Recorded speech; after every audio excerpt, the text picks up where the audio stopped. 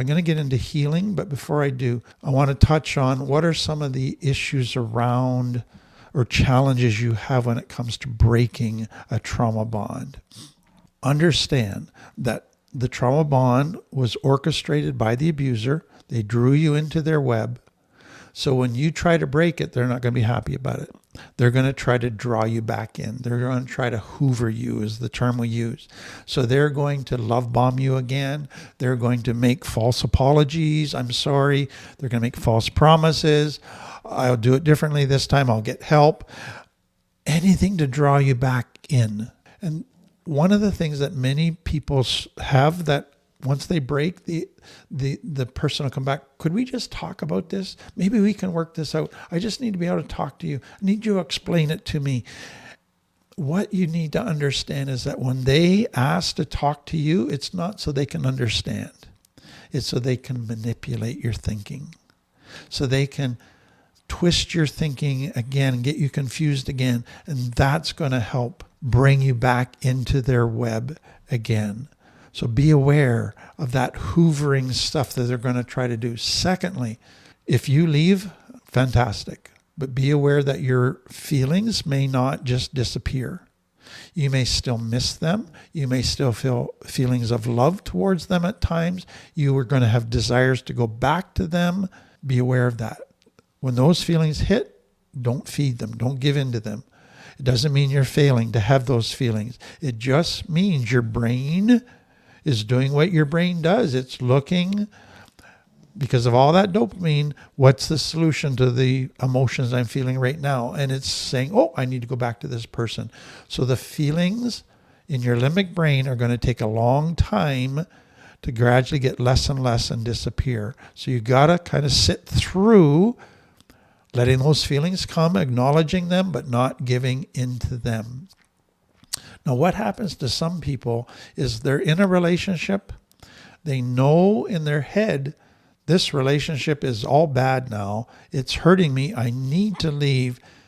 They want to leave, but their feelings just keep them in the relationship. I can't leave. Maybe if I just talk to them, it'll get better. And they just are powerless to actually break through. And that's where you're going to need some help. And we're going to come back to that. Also understand that this addiction element, that you formed an addiction in your brain to this person, so that when you're going through any negative emotions, fear, loneliness, sadness, pain of any kind, your brain's going to immediately go, the solution is to go back to this person.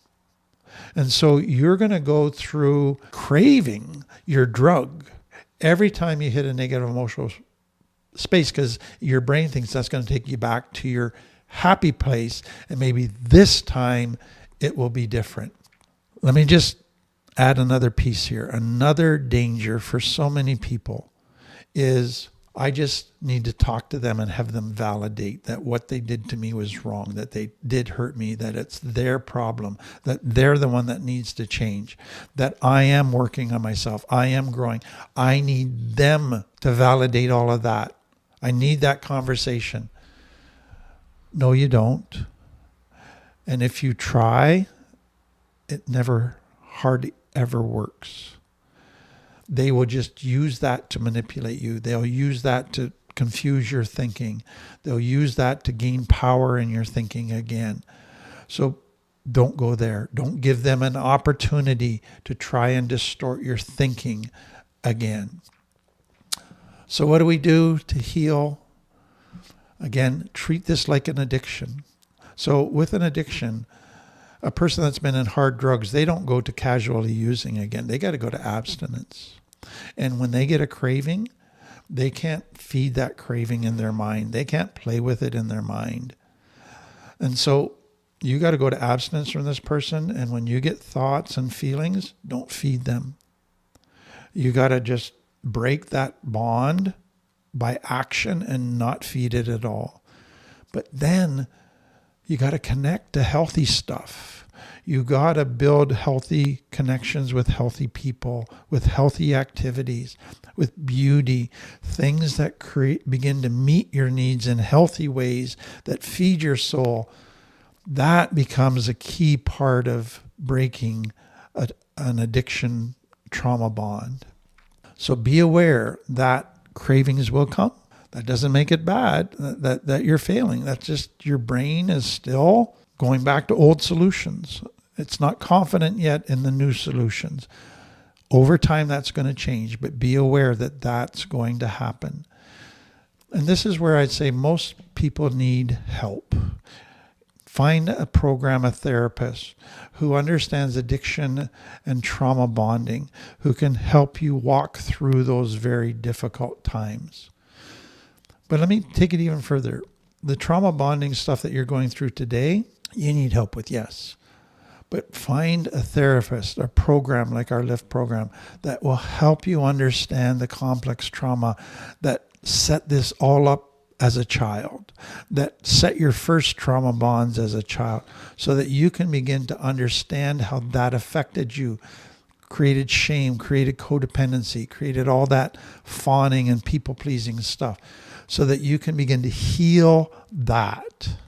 And bottom line with all of that is heal the shame piece. So here's what I'm saying as extra with this shame part. What you began to believe is that you were dependent on them. Only they could meet your needs. You couldn't be happy without them. You couldn't be healthy without them. Yes, you can. You don't need them. You can learn to meet your own 12 needs. You can learn to have healthy relationships apart from them.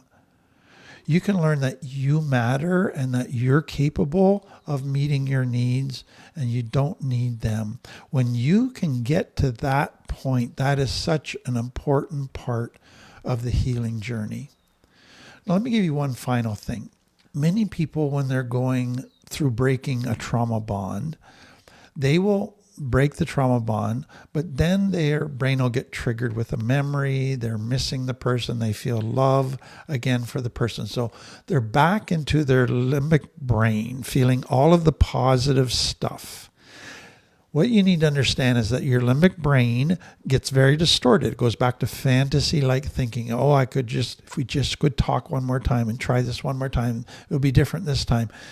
And it can get you mixed up in a hurry and on the wrong road in a hurry. What people need is a practical tool when their limbic brain gets triggered and they start into all that distorted thinking.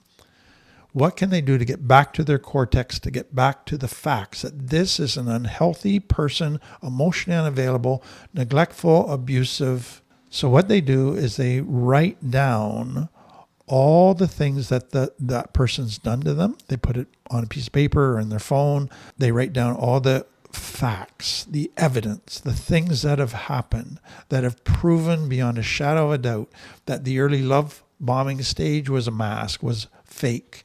The real person is emotionally unavailable, is abusive, is neglectful.